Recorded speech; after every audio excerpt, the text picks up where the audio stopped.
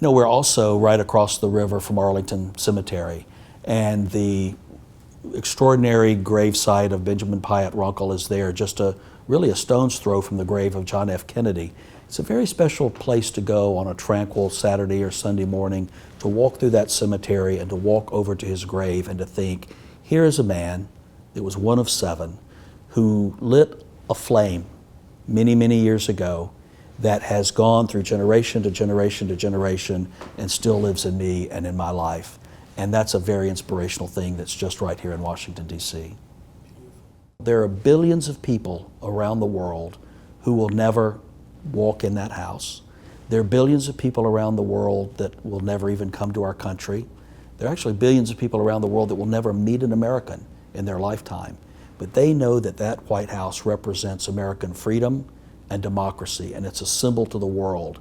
So to have some small role in preserving its history and telling the rich and wonderful stories about its history is a great privilege, and no matter how many times you walk in, you have that feeling, and it's a feeling of awe and reverence and respect for all that's gone before and all that will happen in the future for our country in that house.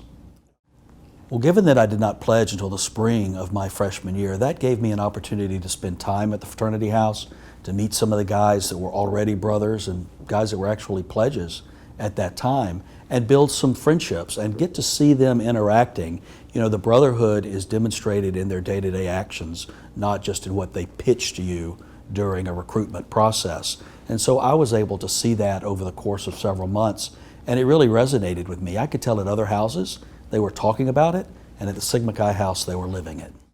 The emphasis that the fraternity is placing on leadership, particularly transformational leadership, is very important in my view. For example, the support that Brother Keith Kroc has given to name and endow the leadership training workshop moving forward, I think is a perfect example of how a brother is investing himself forward to the brothers that are coming behind.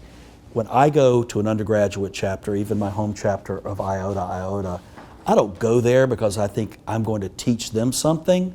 I go there because I might learn something from them as well. So I would say to myself, as a young undergraduate at the University of Alabama, very green, very young, to take advantage of the moment, learn all you can, not just in school, in your classroom, but about the history of the fraternity, and begin to make contacts and reach out. Savor every moment, learn everything you can, build friendships, not just with the undergraduate brothers that you know in the house, but with the alumni.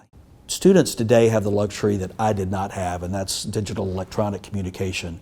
And to follow leaders on social media, to contact and connect with them through LinkedIn, and to make contacts that will really be valuable and rewarding to them in their own careers.